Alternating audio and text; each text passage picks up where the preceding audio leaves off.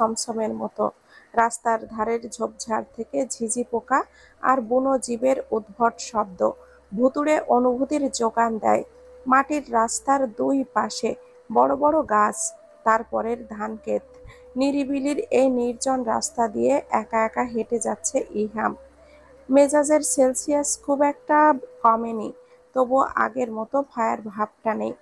একা সড়কে সিগারেটের ধোঁয়া ফুঁকতে ফুঁকতে পথ এগোচ্ছে সে। মনের অবস্থা তখন অগোছালো, এলোমেলো। সূক্ষ্ম এক বিতৃষ্ণা ভাবও কোথাও ঠাঁই নিয়েছে তার মনে। কপালে সরু রেখা টেনেই পা বাড়াচ্ছে। মায়েরা মেয়েটা আসলেই অবুঝ, বাস্তব অভিজ্ঞতা কম। মেয়েটা হয়তো জেদের কারণে তাকে নিয়ে খারাপ ধারণা পুষে রাখছে। তবে সে তো জানে তার দিক থেকে সে 99% ঠিক আছে। মেয়েটার মাঝে মাঝে বাস্তবিক ধারণা একেবারেই নেই। এটা যেন তার বিরক্তির অন্যতম কারণ হয়ে দাঁড়াচ্ছে। কবে মেয়েটা তার মতো করে একটু ম্যাচিউরড হবে, তার মনের মতো হবে? কবে চোখ বন্ধ করে ওই মেয়েটার উপর বিশ্বাস স্থাপন করতে পারবে, তার চিন্তার পথ অনুসরণ করতে পারবে? কখন ওই মাথা মোটা মেয়েটা? 7-5 ভাবতে ভাবতে ইহাম বাড়ি পৌঁছে গিয়েছে। রাত তখন 2টা 24 মিনিট। বাড়িটা একটু নীরব হয়ে আছে। মানুষজনের আনাগোনা একদম নেই। সবাই বোধহয় বিছানায় কাত হয়ে গিয়েছে।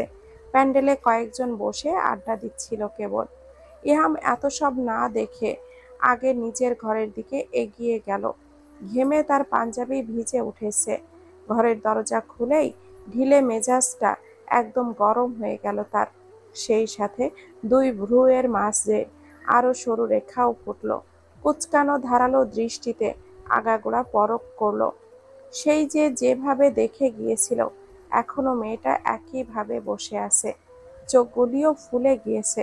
নিশ্চয় ফ্যাঁস করে কেঁদেছে, যেটা একদমই বিরক্তিকর বিষয় একটা ওর কাছে। সুচালো নজরে পরখ করলো এলোমেলো চুল, অগোছালো শাড়ির ভাঁজ আর বিধ্বস্ত মুখশ্রী। ক্রোধে নীরবে ফুঁসল ঝিম ঝিম করে। দাঁত কিরমির করে দরজার সামনে কয়েক পল দাঁড়িয়ে রইল আওয়াজহীন। তার উপস্থিতি মেয়েটার চোখ মুখ যে আরো কঠিন করে তুলেছে, তা বেশ অনুধাবন করতে পারছে সে। তবুও নিরুত্তর থেকে চুপচাপ হজম করে নিল। অতঃপর ধীর বেগে এগিয়ে গেল ঘরের ভেতর।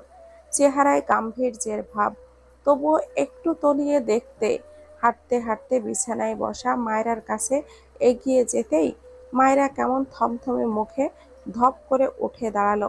তার দাঁড়ানোর ভঙ্গি দেখেই আরেক ধাপ তেড়ে উঠল ইহামের মেজাজ। দেখেছো অভদ্র মেয়ের তেজ? এখনো তাকে তেজ দেখানোর চেষ্টা চালাচ্ছে মাথামোটা মেয়েটা। কিছু বোঝে না, না বুঝে না শুনে তবুও ফালতু তেজ দেখাতে কৃপণতা করছে না। তবে তার কিসের ঠেকা? দোষ না করেও কেন এত তেল মাখাতে যাবে কাউকে, যেখানে তেল মাখানোটাই তার কাছে বিরক্তির একটা বিষয়। এক পলক মায়রার দিকে তাকিয়ে আবারও নিজেকে দৃঢ় করে নিল। কোনো বলদকে অন্তত সে অকারণে অযথা তোষামোদ করতে পারবে না। একটু দেখুক না হয় এই বলদ মেয়েটা অকারণে কতটুকু জেদ দেখাতে পারে। মায়রাকে পাশ কাটিয়ে সে জলদি জলদি করে ওয়াশরুমে চলে গেল। ইহাম যেতেই মেয়েটা কেমন যেন ফুপিয়ে কান্না এলো, তবুও কাঁদল না। এই লোকটা নির্দয় পাষাণ, তার সামনে কাঁদলে সে নরম হবে? তবে কেন কাঁদবে? কেঁদে যদি কোনো কিছু পরিবর্তন না করা যায়, তবে সেই কান্নার কোনো দরকার নেই। সে এটা বুঝতেই পারছে না এই লোকটা অগ্রিম করে কেন সব কিছু ভেবে নিচ্ছে। তুহিন আর শিপুর বিয়েটা হয়ে গেলে তখন আর কোনো ঝামেলাই থাকবে না। তুহিনের সাথে শিপুর প্রতিনিয়ত কথা হবে, একটা সম্পর্ক থাকবে। তখন তো আর তুহিনকে বাহিক কিছু কিংবা চাল চলন আকর্ষণ করতে পারবে না। তবুও লোকটার অহেতুক সিদ্ধান্তের মানে কি? মানুষটা এতই পাষাণ, কারো দুঃখ কষ্ট গায়ে লাগে না তার? কেউ মরলেও তার কিছুই যায় আসে না। কি করে পারলো মানুষটা ওই কথাটা বলতে? ফাঁপা কষ্টটায় এক ফোঁটা পানি এগিয়ে পড়ল যেন। সঙ্গে সঙ্গে চোখের পানিটা মুছিয়েও নিল সন্তর্পণে। দরজা খোলার শব্দ পেতেই নিজেকে আবারও আড়াল করে নিল, যেন ওই লোকটার মুখোমুখি হতেই চায় না সে। তখনও পর্যন্ত মায়রাকে নীরব দেখে মেজাজ কটমট করতে লাগলো। কেন যেন মায়রার ওই নীরব আন্দোলন ও আর গায়ে আগুন লাগলো। মেয়েটা কেন তার সঙ্গে একটুকু কথা বলছে না? এত কিসের জেদ তার? সে অকারণে জেদ ধরে কি বসে আছে যে সে রাগ ভাঙাবে বলে? বিছানা ঝাড়ু দাও মায়রা। অপর থেকে কোনো জবাব আসলো না, বরং আরো কঠিন হলো তার মুখায়ব। অঘোষিত এক জেদ চেপে ধরায় কেমন দপদপ করে পা ফেলে চলে গেল ড্রেসিং টেবিলের সামনে। ঝাড়ু দেওয়ার বদলে কেমন জেদ লাগিয়ে টেনে টেনে হাতের চুড়ি খুলতে লাগলো। তীক্ষ্ণ মেজাজ নিয়ে শানিত চোখে দেখতে লাগলো মায়রার এহেন উচ্ছৃঙ্খল কার্যকলাপ। মেয়েটা ঠিক কোন পর্যায়ের বেয়াদব হলে এমনটা করতে পারে? লাল চোখ নিয়ে হাতের দিকে তাকাতে মেজাজ তুঙ্গে উঠল ইহামের। ইচ্ছাকৃতভাবে জোরপূর্বক চুড়ি টানার ফর্সা হাতে লালচে আঁচড় দেখা যাচ্ছে। আর নীরব থাকতে না পেরে বিক্ষুব্ধ কণ্ঠে বলে, কি বললাম তোমাকে মায়রা? কোনো প্রতিক্রিয়া এলো না। এবার রেগে অগ্নিশর্মা হয়ে তেড়ে গেল মায়রার দিকে। আয়নার সামনে স্থির কঠিন চিত্তে দাঁড়িয়ে অদৃশ্য ক্রোধে চুড়ি টেনে ধরা হাতে শক্তভাবে চেপে ধরল হাত। এক টানে নিজের দিকে ঘুরিয়ে ফুঁসে উঠল গরম দুধের মতো, এই বেয়াদব মেয়ে, আমার কথা কানে যাচ্ছে না তো? নিজেকে কেমন শক্ত ধীরোদ্ধ করে জবাব দিল, আপনার কথা কানে গেলেই বা কি? কি করতে হবে? সব সময় আপনার কথা মাথা পেতে নিতে হবে?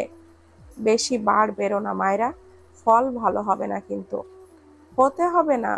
হাত ছাড়াতে চেয়ে এবার অন্য হাত ইহামের কবজির ওপরে রাখলো, বাহু থেকে সরাতে চেষ্টাও করলো। আপনার মতো মানুষের কাছে ফলাফলের আশা করা অহেতুক। যে মানুষের মন নেই সেই মানুষের সাথে থাকা অনর্থক নয় কি? ছাড়ুন আমার হাত। এবার বাসায় গিয়ে নিশ্চয়ই আমি আব্বু আম্মুকে সব জানাবো।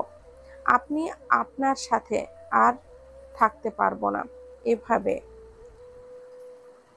এটাই তোর চাওয়া? হঠাৎ আগ্নেয়গিরির মাঝে লঘু শীতল হাওয়ার মতো শুনল ইহামের পরবর্তী বাক্য, কিরে, বলছিস না কেন? এটাই চাস তুই? থাকতে পারবি না আমার সাথে, এই তো? মায়েরা একেবারে স্তব্ধ হয়ে গিয়েছে, নিষ্পলক নির্জীব চাহনিতে কেবল তাকিয়ে রইল ইহামের মুখের দিকে। আকস্মিক বিষয়টা একদম তাকে বাকহারা নিস্তব্ধ বিমূঢ় পরিণত করে তুলেছে। ফাঁকা ভেতরটায় ঠিক কেমন যেন মিশ্র অনুভূতি হচ্ছে, সেই সম্বন্ধে সে অজ্ঞ। কেবল হিম শীতল এবং শান্ত চোখগুলিতে ছলছল করছে ইহামের এক টুকরো অঙ্গার মুখায়ব। কিরে, বল। আবারও ঝাঁঝালো মায়রার বাহ। দাবানলের ক্রোধটা তাকে দমিয়ে রাখতে পারছে না, কেমন হিংস্র নেকড়ের মতো ছিঁড়ে খুঁড়ে বের হতে চাচ্ছে তা। বলছিস না কেন আমার সাথে থাকবি না, এটাই তো? এটা বলার জন্য মরিয়া হয়ে গিয়েছিস আগদের পর থেকে? এই এক খ্যানখ্যানানি শুনে এসেছি তোর, বিরক্ত হয়ে গিয়েছি। যা, এবার তুই যা চাস তাই হবে, ডিভোর্স দেব তোকে। শান্তি? শেষের এক শব্দে করা প্রশ্নটুকু করলেও উত্তরের আশা মেলেনি, মিলি সেকেন্ডও করেনি ইহাম। দাঁত পিষে কেমন যেন হিংস্রভাবে ঠেলে নিজের থেকে দূরে সরালো, যেন তার খুব অপ্রয়োজনীয় বস্তু হচ্ছে মেয়েটা। শরীরে ঝাঁকুনি দিয়ে কয়েক পা পিছিয়ে যেতেই কেমন যেন নিস্তেজ অসাড় হয়ে আসে মায়রা। ফ্যালফ্যাল করে বিমূঢ় রূপে তাকিয়ে থাকে নিভে আসা চোখগুলি, দৃষ্টি নিষ্প্রভ, যেন ভেতরে কোনো প্রাণ নেই। এক নজরে তাকিয়ে থেকে দেখে যাচ্ছে হায়নার মতো হিংস্র ক্রোধের রশ্মি নির্গত হওয়া মানবটাকে। তার অন্তরে কি এক ফোঁটা মায়া দয়া দেয়নি আল্লাহ তাআলা? এতই কঠিন পাথর ওনার ভেতরটা। কি অনাবিলভাবে গড়গড় করে বলে দিল কথাগুলি। আচ্ছা, মানুষটার কি মনে কোথাও সে আছে? থাকলে এভাবে অকপটে তাকে আঘাত দিতে পারতো? কই, তার ভেতরের অবস্থাটা তো একটা বার লোকটা বোঝার চেষ্টা করলো না। ভাইয়ের জন্য তার ব্যাকুল হৃদয়ের দুশ্চিন্তা একটুও কি ঠাওর করতে পারলো না নির্দয় নিষ্ঠুর মানবটা। তবে কি লোকটা পারল এই মুহূর্তে কিভাবে তাকে এই কথাগুলো বলতে? তার ভেতরটা এতটা ফেঁপে উঠেছে কেন? যেন তীব্র অসহনীয় কষ্টের বুদবুদ সৃষ্টি হচ্ছে। নিষ্প্রভ শরীরটায় এক বিন্দু শক্তির সঞ্চয় নেই যে দাঁড়িয়ে থাকবে। চোখ ফেটে কান্নারা আন্দোলন নামাতে ব্যস্ত। তবুও ইচ্ছে হচ্ছে না এই লোকটার সামনে সেই কান্নার নীরব আন্দোলনের আত্মপ্রকাশ ঘটুক। কেন যেন লোকটার সাথে তর্ক কিংবা কোনো রকম দ্বিরুক্তি করার ইচ্ছা হলো না। টলতে থাকা পা গুলি নিয়ে এলোমেলো কদম ফেলল, যেন ভাঙে আসক্ত করে পদচরণ। হুটহাট মেজাজটা বিগড়ে একাকার হয়ে যাচ্ছে ইহামের। তার কারণ যে অবশ্য নেই তা নয়। মেয়েটার এত কাদার কি আছে? সেটা কি তার বিরক্তির কারণ নয়?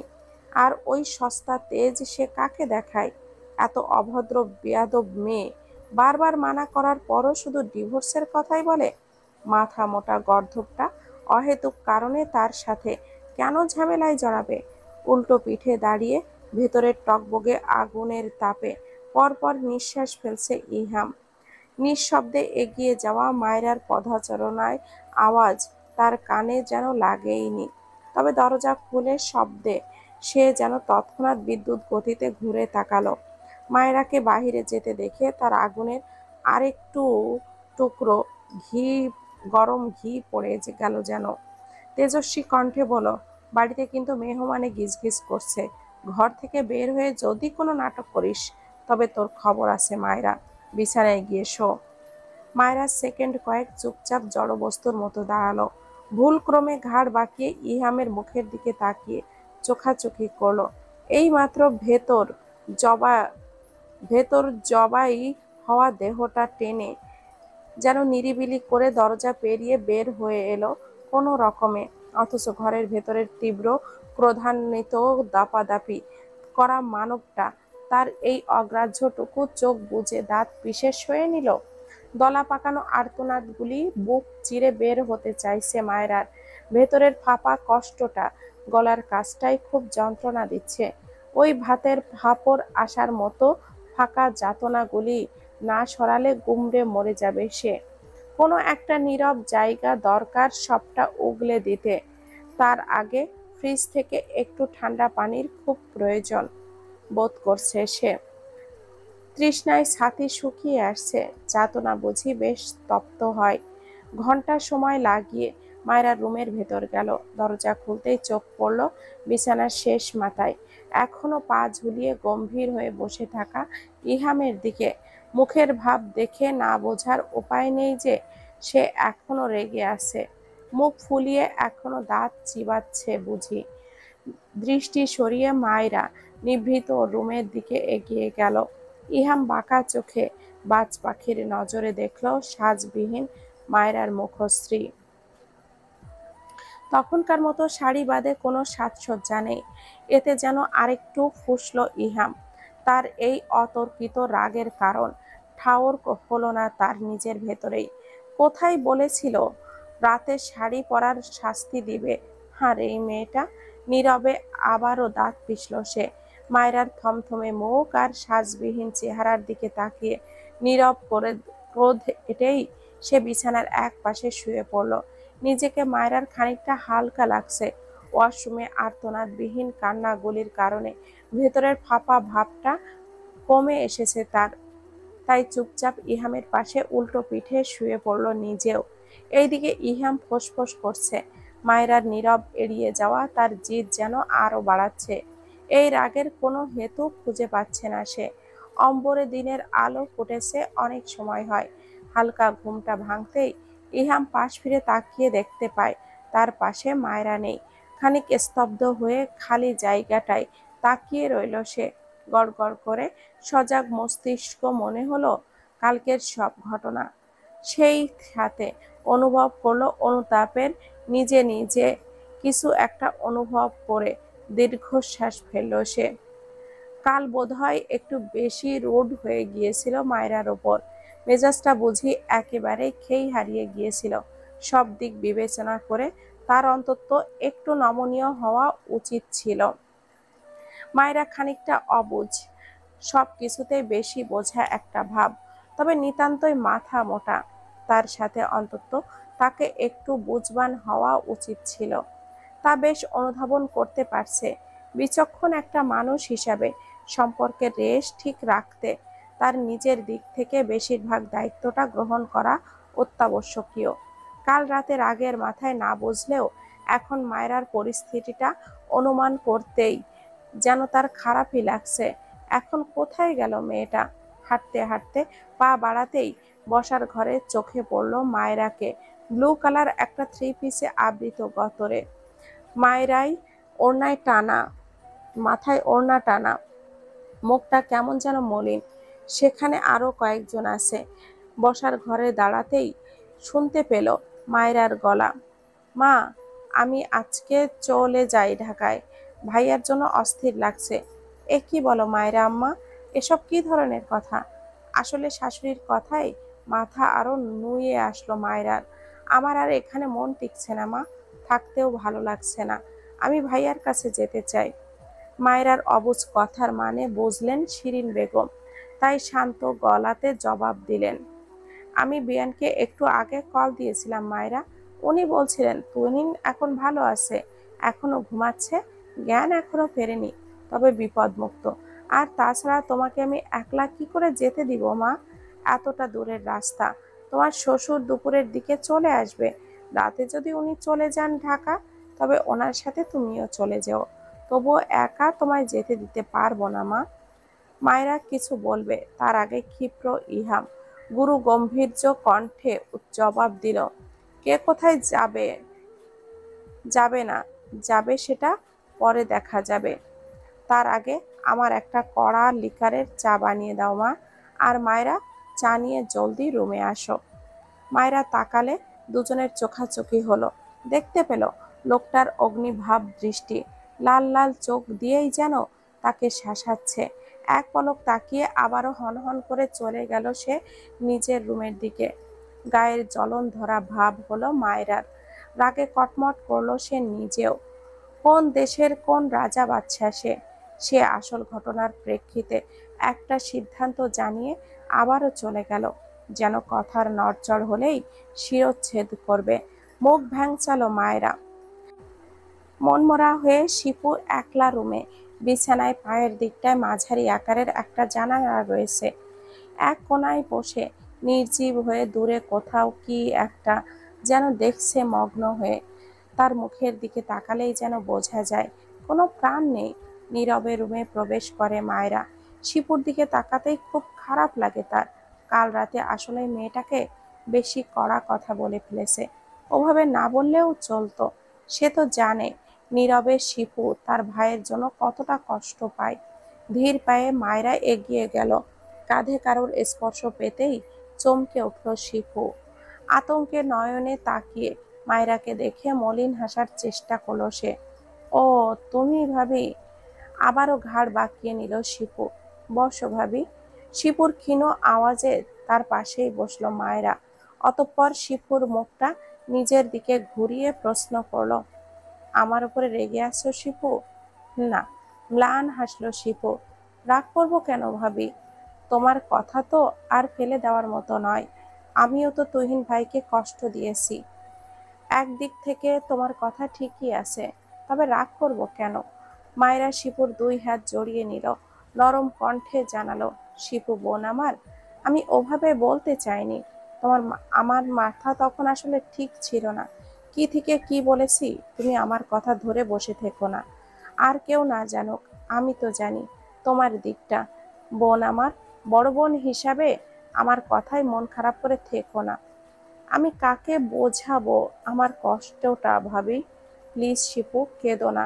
দেখি কি করা যায়। ভাইয়া এখন সুস্থ আছে, কেঁদো না প্লিজ। শিপুর চোখের পানি মুছিয়ে দিয়ে মায়েরা বলই, বাইরে চলো। চা নিয়ে আমি তোকে আসতে বলেছিলাম না আসলে ভাইয়া। তাহলে তুই এলি কেন? ভাইয়ের শক্ত ঝাড়িতে কেমন হাঁসফাঁস করে উঠল শিপু। বলতেও পারছে না তার ভাই ভাবি জোর করে চা ধরিয়ে দিয়েছে তাকে। মায়েরা কোথায়? আসলে ভাবি, ও কোথায় কি করে ও? সামান্য চাটাও কি সে দিয়ে যেতে পারে না? তার জন্য তোকে প্রয়োজন? এই পর্যায়ে শিপু উত্তর দিতে পারে না, মাথা নুইয়ে আনে। তাকে এভাবে দেখে তপ্ত মেজাজটা খানিকটা শান্ত করে নরম গলাতে বলে, তোর সাথে আমার কথা আছে, রাতে বলবো, এখন গিয়ে মায়রাকে পাঠা। একটু চুপ থেকে আবারও বলে ইহাম, ও যদি দুনিয়াও উদ্ধার করে তবুও এই মুহূর্তে ওকে আসতে বলবি আমার সামনে, নয়তো আমি গেলে বিড়ালের বাচ্চার মতো ঘাড় ধরে কিন্তু নিয়ে আসবো ওকে। যা, মায়রাকে আসতে বল গিয়ে। এখন মানে এখনই। দাঁত কটমট করে অনিচ্ছা সত্ত্বেও মায়রা এগিয়ে যায় ইহামের রুমের দিকে। দরজা খুলে ভেতরে ঢুকতেই কোথা থেকে সিংহের মতো গর্জন এলো ইহাম। হিংস্রের মতো চেপে ধরল মায়রার বাহু, সেই সাথে মায়রার দিকে 2 কদম এগিয়েও এলো, চিবিয়ে বলল, খুব সাহস বেড়ে গেছে তাই না তোমার? যা খুশি বলছো করছো, ছাড়ুন আমার হাত। ছাড়বো না। আমার প্রশ্নের উত্তর দাও। হাত ছাড়াতে চেয়ে কঠিন স্বরে মায়েরা জবাব দিল, আপনার প্রশ্নের উত্তর দিতে পারবো না, আমি বাধ্য নই। Of course you. ছাড়ুন। যাকে ডিভোর্স দেবেন তার সাথে এমন আচরণ করার মানেটা কি? কিসের বাধ্যকতা? ব্যাস। হুট করে ইহাম হাত ছেড়ে গাল চেপে ধরল কঠোর রূপে। কটমট করে জবাব দিল, ডিভোর্স দেইনি। দিলে তখন দেখা যাবে। তার আগে তুমি আমার বউ। আর সেই আশা বাদ দাও মাথা মোটা বলদ। বেশি বেরো না, সেটা তোমার জন্য সুখকর হবে না। কোথাও যাবে না তুমি। আপনি কোনো প্রেসিডেন্ট কিংবা জমিদার নন। যা বলবেন সবাইকে তাই শুনতে হবে। সবাই শুনুক আর না শুনুক, আমি তোমার স্বামী হই, সেই হিসাবে তুমি আমার সব কথা শুনতে বাধ্য। আর শুনবেও। শুনবো না? কি করবেন আপনি? ছাড়ুন, আমার লাগছে। তর্কবিহীন ইহাম ছেড়ে দিল মায়রার গলা। গলা কেশেও বলল, কি করব তা তোমায় বলে করব না মায়রা, যা করার সরাসরি করেই দেখাবো। চুপচাপ গিয়ে রেডি হও। আমি বিয়েতে যাব না। যাবে। বললাম তো যাব না। তুমি যাবে না। তোমায় যেতে হবে না। যে অবস্থাতেই তুমি থাকো সেভাবেই তোমাকে আমি বিয়ে বাড়িতে উঠিয়ে নিয়ে যাব। তাই রেডি হবে কি হবে না বুঝে দেখো। আর যাই হোক, এই কয়েকদিনে মায়েরা বেশ বুঝেছে ইহাম কেমন ধরনের মানুষ। যা বলবে তা সে করবে, তাতে কোনো সন্দেহ নেই। পুরো এক কথার মানুষ। দেখা যাবে যেন তেন পোশাককে বগল দাবা করে তুলে নিয়ে গেল বিয়ে বাড়িতে। পরে আফসোস করার চেয়ে না চাইতেও রেডি হতে হয়েছে মায়রাকে। টকটকে মেরুন রঙের একটা শাড়ি পরেছে মায়রা। চোখে আইলাইনার আর ঠোঁটে গাঢ় লিপস্টিক বাদে কোনো সাজই মুখে নেই। খোলা চুল যেন মোহনীয় অপ্সরী লাগছে। দূর থেকে ইহাম চাইলেও চোখ সরাতে পারছে না। সবচেয়ে আকর্ষণীয় লাগছে টকটকে ঠোঁটগুলি, একদম চোখ ধাঁধিয়ে দেওয়া যাকে বলে। মায়েরা ইচ্ছাকৃতভাবেই ইহামের বিপরীত গাড়িতে উঠেছে শাশুড়ির সাথে, যেন পুরোপুরি এড়িয়ে চলতে চাইছে ওই কঠিন পাষাণ মানবটাকে। একটা নির্দয় পুরুষ। দয়ামায়া বলতে কিছুই নেই। গাড়িতে চুপচাপ বসে থাকতে ফোনটা টুং করে শব্দ হলো। স্ক্রিনে দেখা গেল পাষাণ মানব। নাম্বারটা থেকে মেসেজ এসেছে, খুব বুঝি এড়িয়ে যেতে চাইছো মেয়ে? যতই ওড়ো না কেন, নাটাই তো আমার হাতে। ঘুরে ফিরে আমার টানেই আমার হাতের মুঠোয় আসতে হবে বলদ মেয়ে। বিয়ে বাড়িতেও মায়রা আর ইহামের খুব একটা দেখা সাক্ষাৎ হয়নি। মেয়েটা যেন জেদে একেবারে তার থেকে লুকিয়ে যেতে চাইছে। বিষয়টা বেশ আশাহত হলো ইহাম। না, কালকে একটু বেশি কড়া হয়ে গিয়েছিল বোধহয়। বলদ জেদি মেয়েটা এখন জেদ ধরে তার সাথেই এমন করছে। লুকোচুরি খেলা চালাচ্ছে। আজকের ঝামেলাটা শেষ করে রাতেই মেয়েটাকে বুঝিয়ে নিতে হবে। এভাবে এড়িয়ে চললে কি আর পারা যায়, মানা যায় বিষয়টা? এই যে এখন আধুত মুখটা দেখে নিজেকে একটু শীতল করতে চাইছে, তবুও মেয়েটা জেদ ধরে যেন কোথাও লুকিয়ে আছে, যেন কিছুতেই সামনে পড়তে না হয়। এই জ্বালাটুকু কি হজম করার মতো তার কাছে? তীক্ষ্ণ নজরে ইহাম আশপাশটা দেখল। তার জহুরির চোখ সকল কিছু পর্যবেক্ষণে মশগুল। হিমেলের শ্বশুর বাড়ির অবস্থা খুব ভালো, বলতে গেলে হিমেলদের থেকেও ভালো পর্যায়ে। নিহাত সম্পর্কের বিয়ে, নয়তো মেয়েটাকে আরো উচ্চ স্বরে উচ্চ পরিবারে বিয়ে দিতেন ভদ্রলোকেরা। তবে তার চিন্তার বিষয় হলো অন্যটা। ইব্রাহিমকে বেশ ভালো করেই বুঝিয়ে দিয়েছে বিষয়টা, সকলকে সাবধান হতে বলেছে। কাল গোপনে জেনে এসেছে ক্রিমিনাল কনে পক্ষের নিকটাত্মীয়, তাই নিশ্চয় বিয়েতে বড় ধরনের কোনো ঝামেলা করে নিজেদের অসম্মান করতে চাইবে না। তবে কিছু একটা হবে এটা নিশ্চিত, তবে কি সেটাই ধারণা করতে পারছে না সে। তাই বিষয়টা বেশ জটিল এখানটাই, চোখ কান সর্বদা খোলা রাখতে হবে। ইব্রাহিমের সাথে কিছু একটা বিষয়ে গভীরভাবে আলোচনা করছে ইহাম।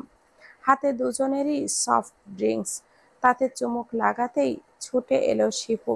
স্বাভাবিকভাবে নিয়ে প্রশ্ন করলো ইহাম, কি হয়েছে শিপু, এভাবে এলে যে? কোনো দরকার? না ভাইয়া, আসলে আম্মু ভাবিকে ডাকছে, কিন্তু কোথাও তো ভাবিকে দেখলাম না। দেখ আশেপাশে কোথাও। মাত্রই দেখে এলাম ভাইয়া, এত বড় বাড়ি, কোথা থেকে কোথায় গিয়েছে একটু ভালো করে খুঁজে দেখো। আচ্ছা, তুমি পেলে আমাকে জানিও কল দিয়ে, ওকে?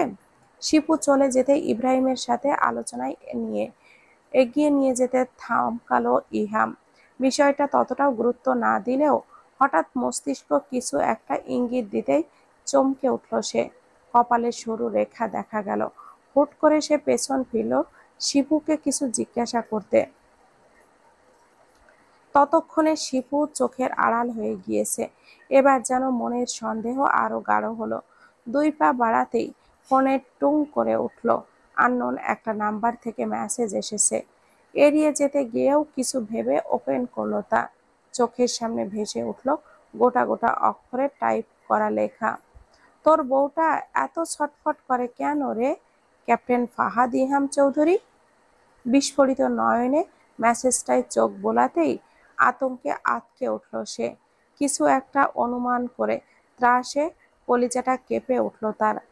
আবারও ভীষণ অস্থির হয়ে ঝাপসা চোখে নজর বোলালো মেসেজটায়। উদ্ভ্রান্তের মতো ব্যাকুল হয়ে উঠল মেসেজটার সূক্ষ্ম ইঙ্গিতটায়। সে কিছু একটা অনুমান করল ব্যস্ত ভঙ্গিতে, সেই সাথে অনুধাবন করতে পারল অস্থিরভাবে হৃদয়ের তীব্র ওঠানামা।